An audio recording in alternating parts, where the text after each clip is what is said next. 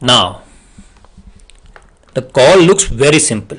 The program looks very easy that you can create any program using recursion. But the main thing is the working of recursion, how it is executed in that background, in the memory, how that recursion is achieved. Okay, try to focus on this point. Focus on this point. It is very important to understand this. Then only you can work on that practical part of these programs. Okay, so we will be discussing each point in detail and try to have a representation in your memory also, how the things are being done in the background. So if you try to have a recreation of this thing, the things that we will discuss in your memory, then you will be able to understand this concept of recursion very easily. Okay, so in executing a program, the computer creates what is called the function stack. Okay, that we have studied. We have seen that a new function frame, a new memory frame is created for each function call. Okay, so that is called creating a function stack. Okay, and what is a stack? To understand it in simpler terms, because we will be having a special lesson on this stack and queues. So stack means, for example, in any function you have seen a stack of plates. Okay, so a stack of plate means one plate over another plate. So all that plates are put in a single column like structure, that is called a stack. And whenever a new plate is placed, that is placed on the top of it. So consider it like first you have placed the first plate, then you are putting the second plate. That plate will be put on the top of that first plate, then the third one will be put on the top of that second one, and that's how this process goes on. Okay, so that each plate can be considered as a frame, that is a function stack. Okay, so whenever you get a recursive call, then what will happen? A new plate, for example, for consideration, you can see consider it like a new plate will be placed on that previous plate. Again, if a new recursion call is made, then a third plate will be placed on the second plate. That's how we get a stack of plates, and we can just match it with a creation of function stacks. Okay, so the function stack is a stack of frames. That frame is created one over another, and we get a stack of frames, each frame corresponding to a function call. Okay, so in the stacks of a plate, we have one plate over another plate. Similarly, in a function stack, we have one function call over another function call. So we can consider the recursion as a stack of function calls. Okay, at all the times, the computer works on executing whichever function is at the stack's top. So whenever you go to the function and you pick a plate, you mostly pick the top one.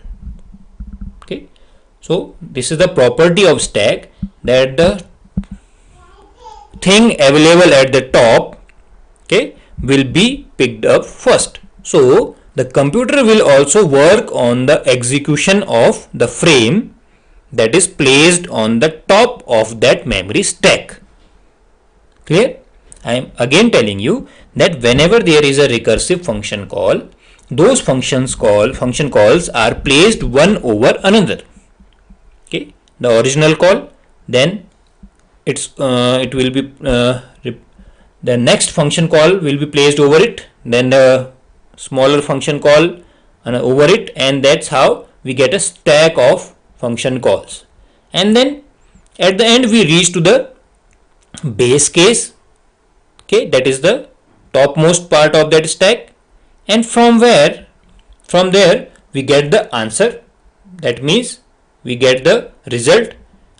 So the computer executes it, then the result is taken back, and that's how we come to downside. Okay, then we start executing the frame that is on the top of the stack. So when there is a function invocation or a function call, the computer creates a new frame and places it atop the stack. So whenever there is a function call in the recursion, that function call is placed over the previous function call. That's how creating a function call stack. Okay.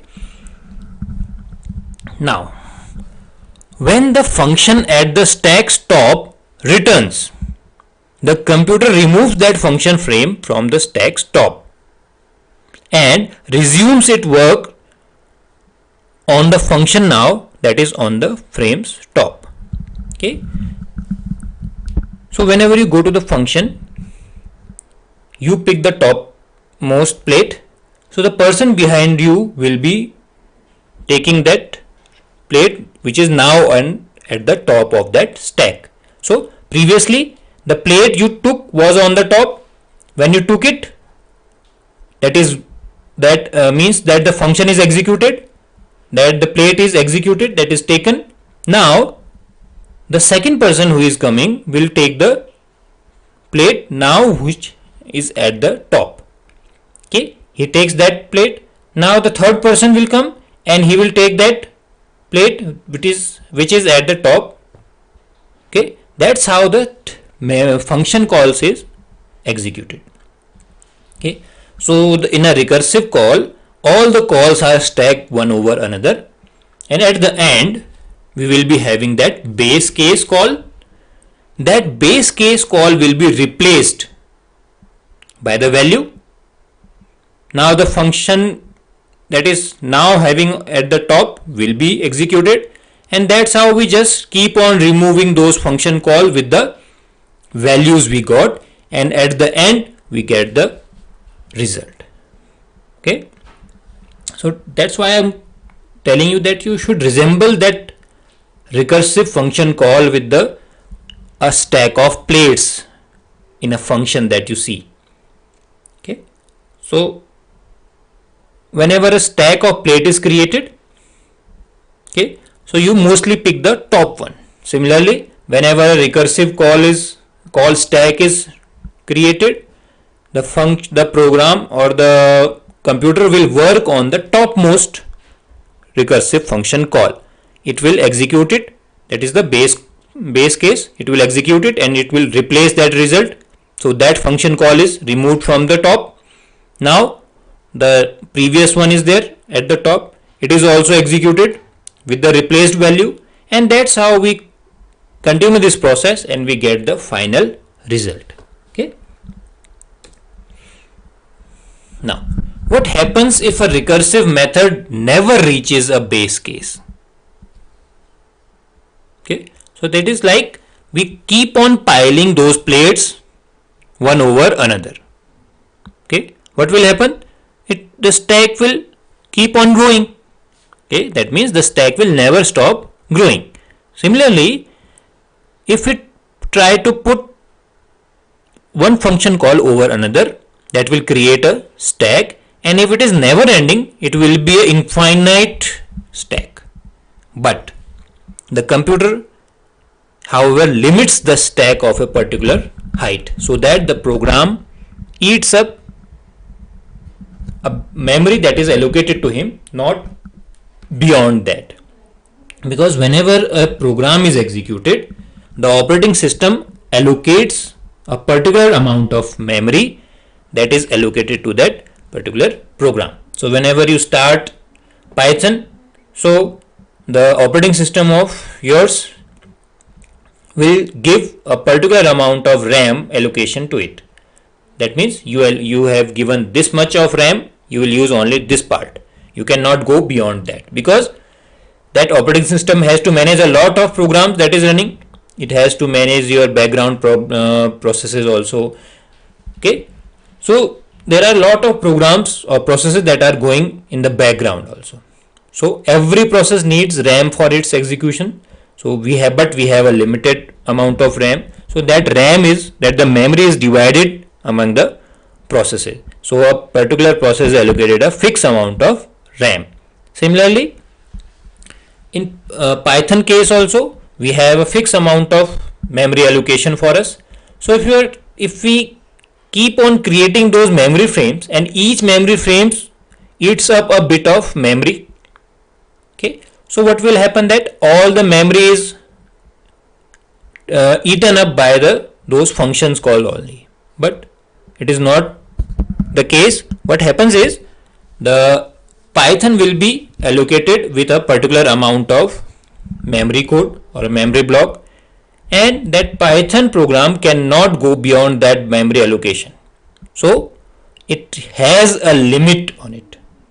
Okay, so why this limit is there? So that a program is not eating up others' memory. The memory that is allocated to other programs is not eaten up by that particular program, so that there is a check that is imposed by the operating system. So if a program's stack exceeds its size, the computer initiates an exception, which typically would crash the program. Okay, so what will happen? It will keep on creating the memory stack, and at a particular portion, depending upon your memory, the operating system will tell that program that, hey, please hold on, you have exceeded your memory allocation, so you have to stop now. So that stopping means crashing that program to end the program. So in the language of Python, we give that situation a name called exception. So it is called a runtime exception. So that exception is labeled as maximum recursion limit exceeded. That means the limit that has been allocated to you by the operating system has been exceeded, so you cannot go beyond it. You have to stop at that point. Okay, so if your recursion call is a limited one, it is stopping before its maximum limit, then it is okay, then it is no problem. The frames will be created one over another, and at the end, when the base case is reached, they will be executed one by one. But if there are infinite number of recursion calls, they will be stopped by the operating system at a particular point where its maximum limit is exceeding. So there will be a warning, there will be an exception, and your program will stop executing it. Okay, so you will get a runtime error. The exception name will be given as maximum recursion limit exceeded, and this limit will depend upon the memory of yours. Okay, a system having 1 GB of RAM will give that exception very early, and a system having 4 GB of RAM will be giving it at a later stage, and the systems having more memory will give this exception at more time, that is more memory will be allocated to the program for creating that memory stack. Okay, so it all depends upon your memory that your system is having. So if you are having a system of good configuration, you will get this exception at a very later stage. Okay, we will be checking this in the practical session. Okay, this recursion thing looks very the working of recursion looks very typical in the theory portion, but when we will be moving in the practical portion, we will get it cleared. We will check that what is the maximum recursion limit for this system that I am using to show you the result. So we will be checking the maximum recursion limit of my system. Okay, so I think you are clear how the recursion works. Whenever a new recursion call is done, a new memory frame is created which is placed over the previous memory frame, and that's how we can get to the base case.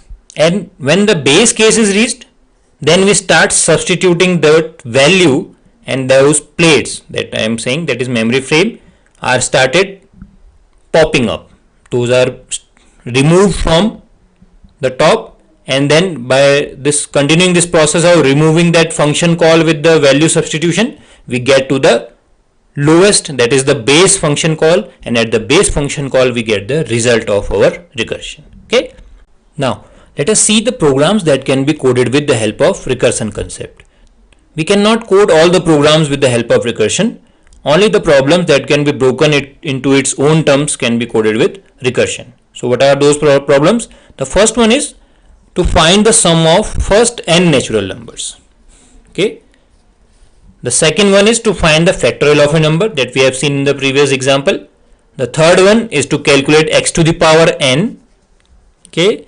The next program to calculate the greatest common divisor.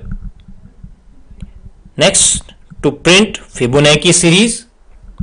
And the last one is searching in a list using binary search method. So these are the programs that can be done with the help of recursion. Okay. So in most of the problems you have done in class 11 with the help of loops, that is iteration. So we will be doing those problems with the help of recursion in our practical session. But for now, try to have some brainstorming on how these problems will be solved using recursion. Okay, they are very easy if you try to focus on their problem area and how you can apply that divide and conquer method on these problems. You will be able to find out the base case and the recursion case. Okay, each program with recursion have two things. One is the base case. Okay, that is the lowest case that is possible in this recursion, and the recursive case in which the big problem is broken into smaller problem. So try to have a brainstorming session. Try to sit with you and in your mind try to find out what is the recursion case in these problems. Okay, but we will be discussing all these problems in our practical session. Okay, you will be able to find out the solution there. But before that, try to come out with some solution for these problems. Okay, but we will be discussing the last program that is given here, that is binary search, which is new to you. What is a binary search, we will be discussing here, but the program will be discussed in the practical session. Okay,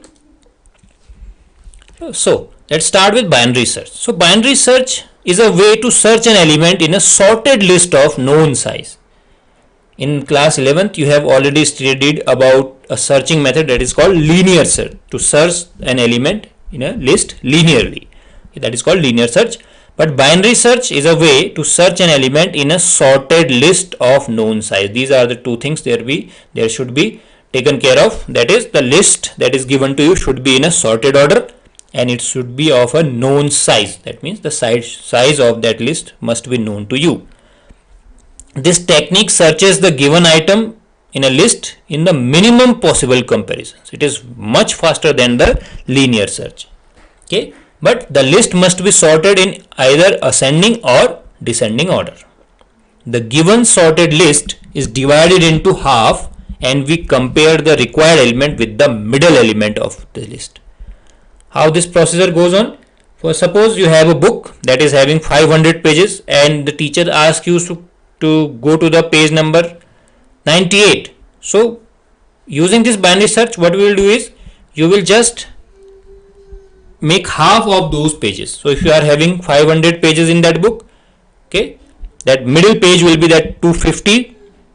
You will check that page number. Oh, it is 250. That means you have not reached your element, that the page number. So you will discard that one part of that book and you will again work with that half that you have that is remaining with you. Then you will make it again, you will make it half. Okay, then you will check that page number is 125. Oh, you will say no, this is not my page number. Then again you will discard the remaining half and will work on that particular half of that pages. Then you will make it half again. So this is the method of binary search, that is divide and conquer. But here we divide the array, that the list, into just fix half and we check the middle element. If we get that middle element as our required element, then we say that we have found our element. Otherwise we will work either on the left half or the right half depending upon the situation. Okay, that's why we require that list in the sorted order. If we do not get that list in a sorted order, we cannot apply binary search. Okay, so that list must be in the sorted order, either ascending or descending. So if the element is matched at the middle point, we print a successful search. Otherwise, we select one of the two halves that we are remaining with, and we use again that the approach of divide and compare with that particular half. This process is repeated until we get the required element or the list gets exhausted. And how it will get exhausted? By that half division operation. We will make it that we divide that list into half again and again and again, and we will search that particular element in the middle element only. We will not search it anywhere else. We will just search it as the middle element. Okay, so let us see with an example. We have to search 8. We have this list. We divide it into half. What is the middle element? Oh, 5 is the middle element. So where will be the 8? 8 will be in the second half because the list is sorted. So we will keep aside that first half. We will just focus on the remaining half. Okay. So this is the first step. First try to find out just make it half and find out the middle element, and then decide in which half your element is there. So then work on that particular half. Okay. So we have reached 5. Now the 8 will be in the second half. Then again we will be working on that particular half of containing value 6, 7, 8, 9. We will make it half, and this process will continue. Okay. Now we can compare the binary search with linear search. Okay, in linear search or sequential search, we compare each element one by one and then get the result. So in this question we are searching for the element 37. You can see we have reached to that particular 37 in 3 steps using binary search, but we have reached to the particular 37 value after a lot of steps in the sequential search method. So try to focus on that binary search. We are dividing our list into half and picking up that half point, the middle point, the middle element. If it is that element we are searching for, then it is okay. Otherwise we will move with the required number of elements that is remaining. Okay. So this, see, the middle element 23, 37 is not found. We again get the second half. We make it half.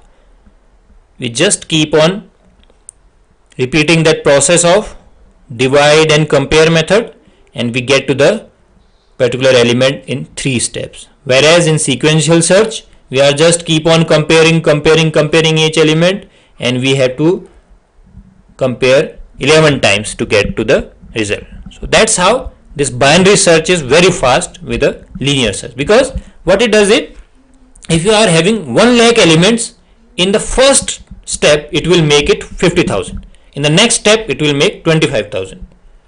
So we are just avoiding those half number of steps in a just single iteration. That is the beauty of this binary search. But the requirement is the list must be sorted and it must have a given size. Okay, it cannot be infinite. Okay. So at the end we will be comparing recursion with iteration. The concept of recursion and iteration is to execute a set of instructions repeatedly. Both the concepts repeat some particular given lines. The difference between them is that recursion is simply a method call in which the method being called is the same as the one making the call. That is, in recursion the function calls itself. But iteration is when a loop is repeated executed until a certain condition is met. You have studied these iteration, that is called loop, in class 11. We have to execute a particular code until a certain condition is met. Okay? But in recursion the function is calling itself again and again. Both recursion and iteration depends on a particular condition.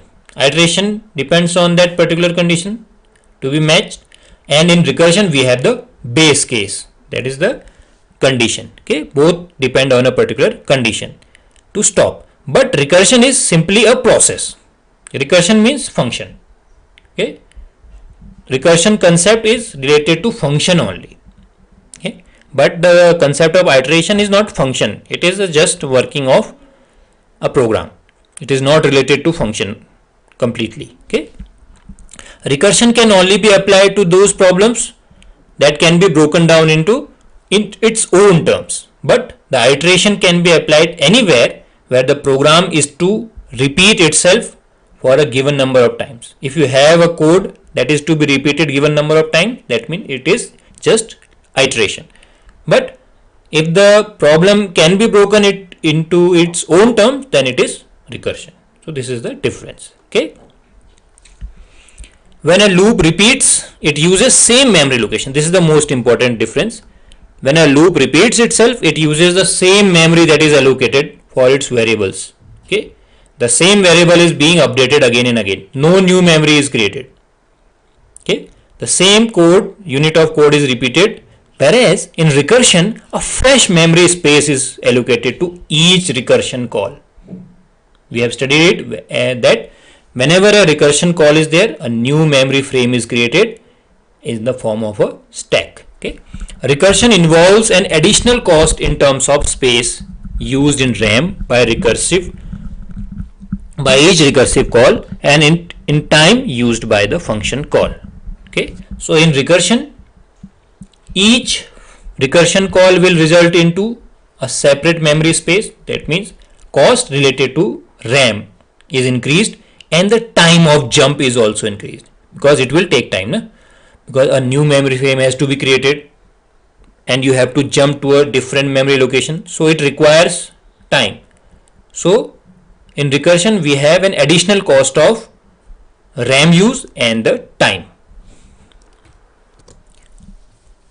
So in recursion, a conditional statement, that is the if, it decides the termination of that recursion. But in loop, the value of a variable decides the termination of the iteration statement. Okay, so the termination of recursion is done by the conditional statement, that we have to give that base case. But in the case of loops, we have a particular value of a variable or a particular condition that has to be met. In the case of while loop, there is a condition to be met. In the case of for loop, we have a variable value that is checked for the termination of iteration. Okay, infinite recursion can lead to system crash. If we have gone into infinite recursion, then it will lead to the system crash. That means your program will stop. Okay, but infinite iteration consumes CPU cycles. Okay, the CPU cycles will be consumed in the iteration. It will not result into that system crash. Okay, your result will be generated infinitely and your CPU cycles will be, that CPU time will be used. Recursion makes a solution looks shorter. Whenever you use recursion, the program looks shorter in size and closer in the spirit to the abstract mathematical entity. That is, that divide and conquer approach is utilized in recursion. So it is just like its mathematical representation. Okay, so a problem is represented in its mathematical form. Okay, whereas that iteration makes the program a bit longer in size. Okay, so these are the difference between recursion and iteration. This can be a question in your exams, that what is the difference between recursion and iteration. So what you need to know is the basic of recursion, how recursion works. That is the most important. You have to visualize it in your mind. Then you should know the programs that can be done using recursion, because not all programs cannot be coded using recursion. There are some specific category of programs. Okay, then you must understand the difference between recursion and iteration. Okay, so this brings us to the end of this chapter, that recursion.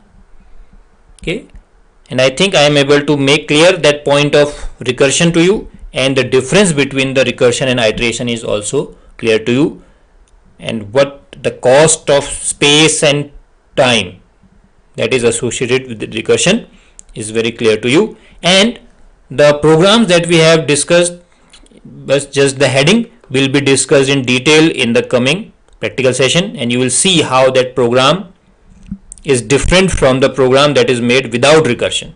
Okay, the last point that we have discussed here is that the recursion makes a solution look shorter, that you will see how short is the program while using recursion, and when it is compared to its iteration counterpart. Okay, we will see that all the programs with recursion, with the use of recursion, and we will compare it with the programs using iteration, and especially we will be focusing on the program of binary search with recursion and without recursion. Okay, so this is a theoretical concept of recursion that we have discussed till now.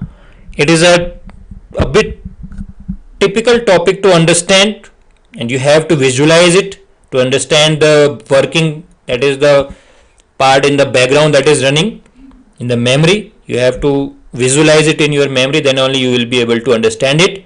But I think you are capable enough to understand it and visualize it in your memory with the example that I have used of those plates in that plates that you use in a function that you go. Okay, and the concept of recursion will be more clear to you when we will be meeting in the practical session. Okay, so I will see you all in that practical session.